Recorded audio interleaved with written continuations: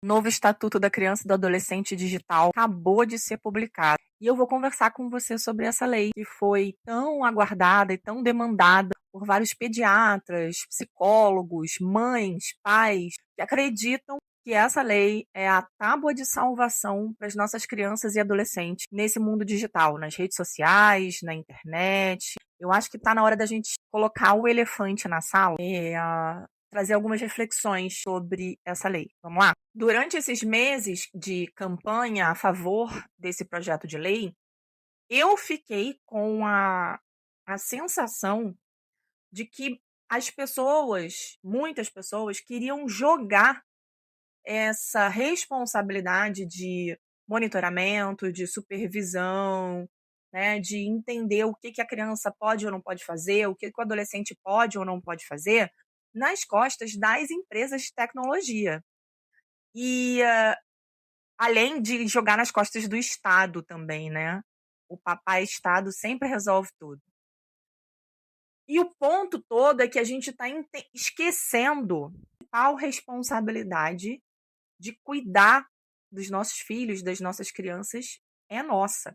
Bom, vou falar para vocês aqui algumas coisas que eu penso. Tá tudo bem se você não pensa como eu. Eu acho que é importante a gente ter esse debate, tá bom? Eu trabalho com orientação parental, eu estudo sobre desenvolvimento infantil, relação parental, né? Então, relação mães e pais com os seus filhos. E esse tema é um tema que me preocupa muito, me preocupa tanto quanto preocupa você que é mãe, que é pai, está assistindo esse vídeo. Eu vou começar esse vídeo dizendo que sim, eu acredito que, em alguma medida, as empresas privadas que lucram com a atenção dos nossos filhos, né, a nossa atenção e a atenção dos nossos filhos, elas deveriam arcar com certas responsabilidades. Se você quer o dinheiro, né, se você está ganhando dinheiro com isso, que você faça essa busca pelo lucro da forma mais ética e mais responsável possível. Liberdade de iniciativa, liberdade de expressão, são valores importantes para mim.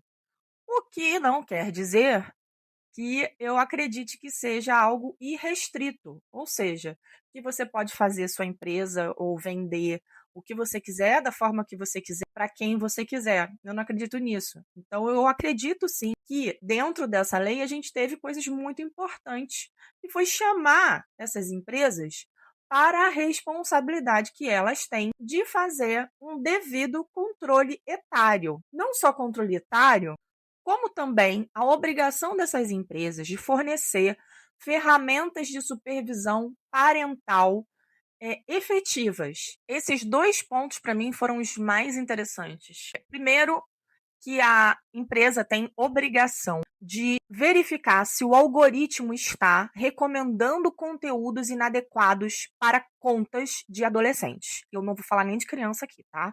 Porque criança não tem que estar na rede social. Então, se você tem um adolescente de 13 anos no Instagram, a gente não pode ter um algoritmo recomendando conteúdos sensuais, pornográficos, violentos, conteúdos voltados para transtornos alimentares, conteúdos voltados para outros tipos de questões que a gente sabe que podem incitar problemas, né? Problemas de saúde mental e problemas comportamentais nesses adolescentes. Acredito que é possível as empresas façam esse tipo de ajuste, possível no sentido de sustentável, de factível.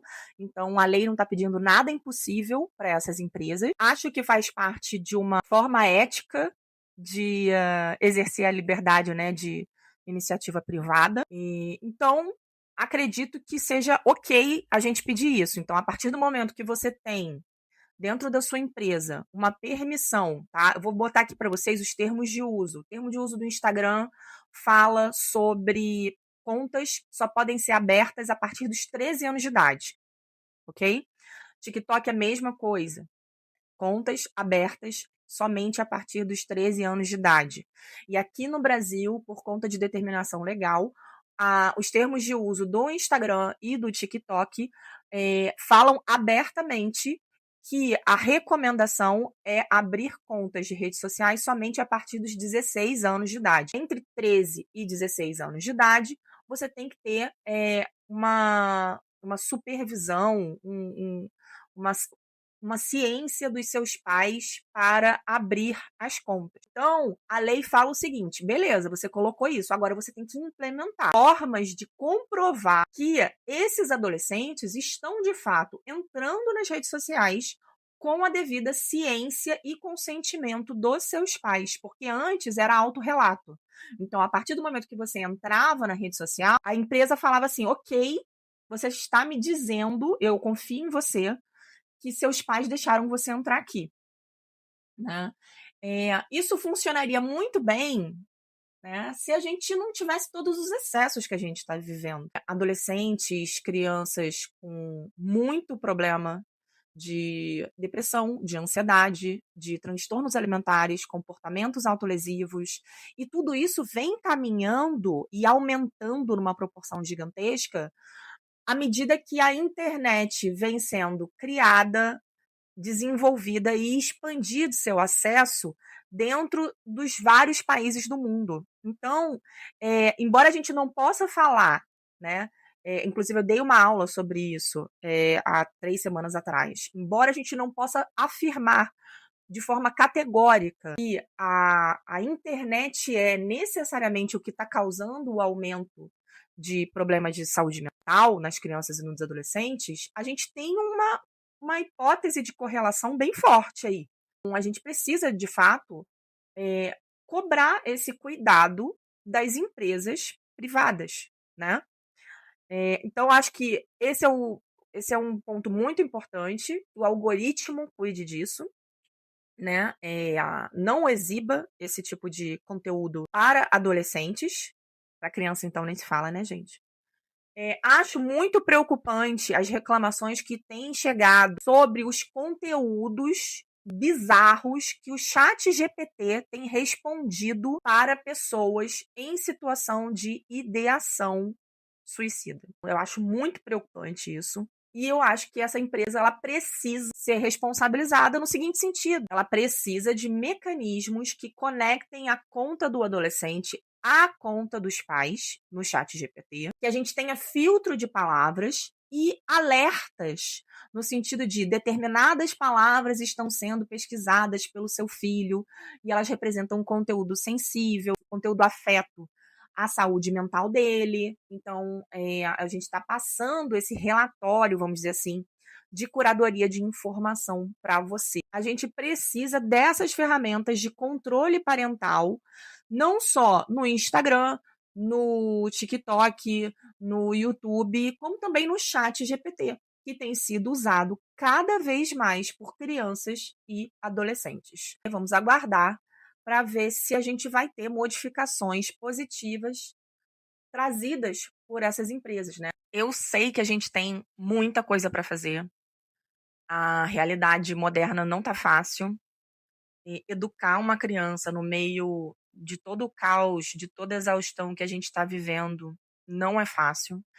E para algumas pessoas é muito mais difícil do que para mim, do que para outras pessoas que são educadoras parentais e estão falando na internet sobre isso, né? Monitorar a atividade digital das crianças é um trabalho muito mais difícil para algumas mães e pais do que para outros.